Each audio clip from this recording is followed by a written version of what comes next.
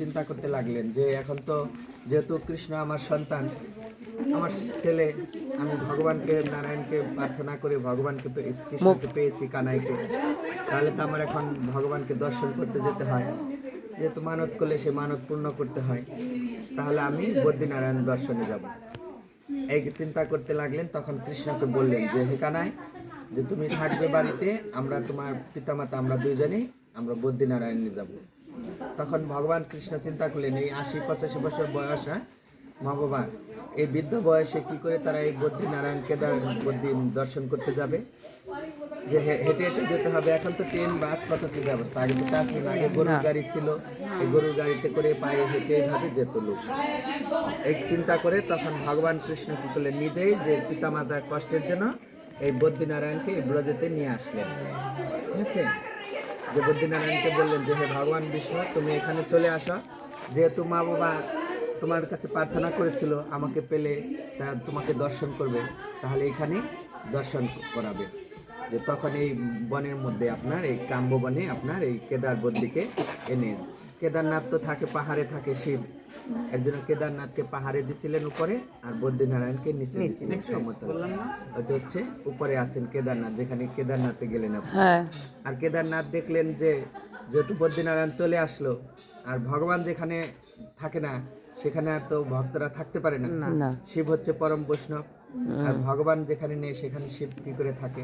যে তখন শিব কি করলেন, এই কেদারনাথ, তখন ভগবান বদ্রীনারায়ণকে বললেন যে হে প্রভু, তুমি চলে গেলে ব্রজেতে, যে তাহলে আমাকেও তুমি তোমার পাশে রাখো।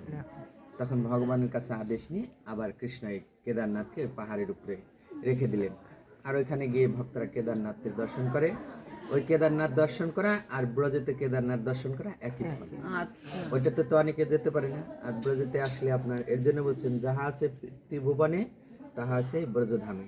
যাই পৃথিবীতে যা কিছু আছে ভগবান সমস্ত, এই সমস্ত নীলা এই ব্রজধামে আপনার ৮৪ কোষের মধ্যে ভগবান স্থাপন করেছে। ঠিক আছে? আজকে এই অবধি দর্শন, আর আগামীকাল যে প্রোগ্রামটা আপনার হচ্ছে আগ্রা দর্শন। ঠিক আছে? আগ্রা কে কে যাবেন সেটা আমাকে বলবেন, সেইভাবে আমি গাড়ি করব। যারা না যাবে তাদের কাজ জোর করে নেওয়া যাবে। ঠিক আছে? আর হচ্ছে আগ্রা গিয়ে কিন্তু আমি গাড়িতে নিয়ে যাব আপনাদের সঙ্গে যাব, কিন্তু ওইখানে আপনার টিকিট করতে হয়।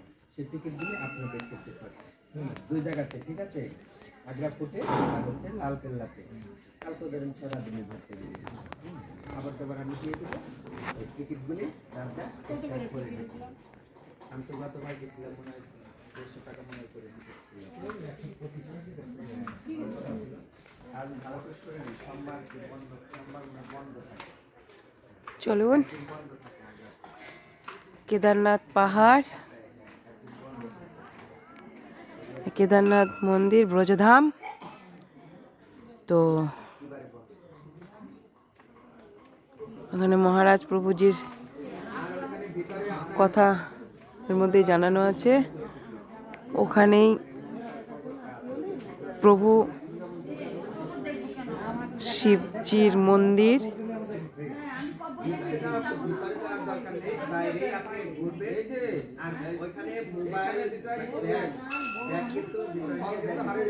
তাহলে ভিডিওটি